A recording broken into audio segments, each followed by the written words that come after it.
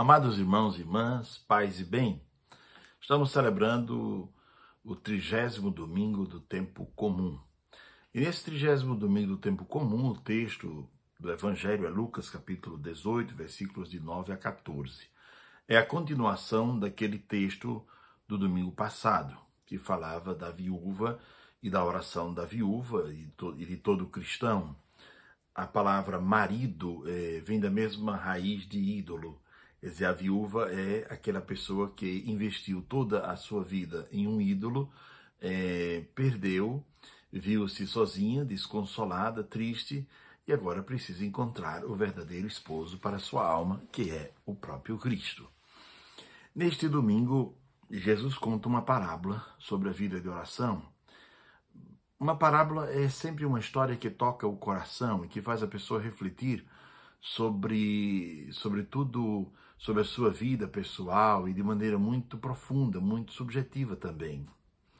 Para quem Jesus conta essa parábola? Diz o texto, ele conta para aqueles que confiavam na sua própria justiça.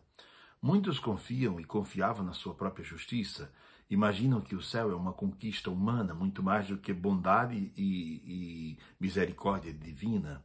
Eu conquisto o céu. Imagine que o céu fosse uma conquista humana, todos que conquistassem se sentiriam no direito de excluir aqueles que achassem que não deveriam e não mereciam entrar no céu.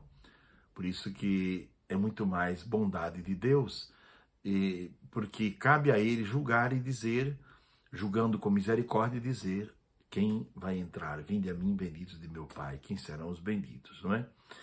E depois, a parábola é contada também para aqueles que desprezam os outros, se achando melhores ou maiores que os outros. E o texto começa dizendo que os dois homens subiram ao templo para orar. O profeta Jeremias, no Antigo Testamento, quando fala em orar, usa um termo hebraico que significa empenhar o coração. Não só empenhar, mas entregar. Quer dizer, entregar a Deus um coração sem divisões e com muita verdade. Entregar o coração de maneira muito aberta, não é? É um termo hebraico que significa isto. Rezar significa abrir o coração para Deus, encher-se de Deus, emprenhar-se de Deus, mas ao mesmo tempo empenhar toda a sua vida interior no diálogo com Deus. Dois homens subiram para o templo, porém um estava disposto a entregar o seu coração e falar coisas do fundo do seu coração. O outro não tinha essa mesma disposição. Os dois fizeram oração, estavam rezando, tudo bem. Mas Jesus conta que entre eles há algumas diferenças. O primeiro é um fariseu. Diz o texto que ele rezava de pé. Rezar de pé não significa orgulho, porque Policarpo de Esmirna, quando antes de ser preso, rezou 2 horas de pé e rezava, não é? Rezava fervorosamente, então não significa que seja arrogância.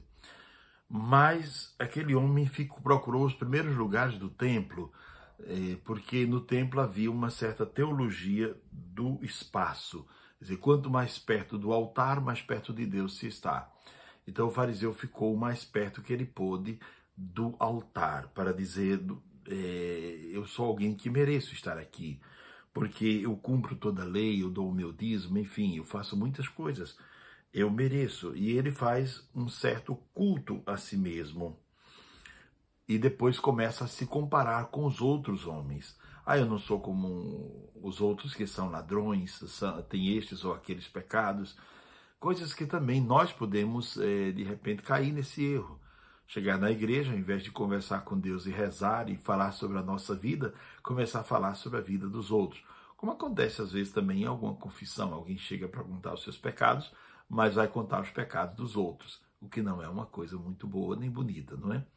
Pois bem, depois, não é falso o que ele diz, ele é um homem justo, fariseu, é um homem bom, ele cumpre todas aquelas coisas, não está mentindo. O que Jesus chama a atenção é o modo como ele fala. Nele falta humildade.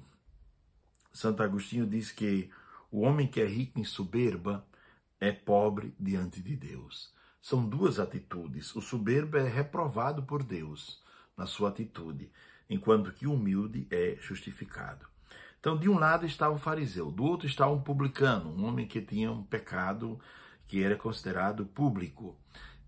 Alguém que trabalhava cobrando impostos, às vezes exagerava e tirava para si também alguma coisa, era desonesto, e além disso traía os judeus porque pegava o dinheiro dos judeus para entregar aos romanos. Então era considerado um traidor da pátria, era um pecador público.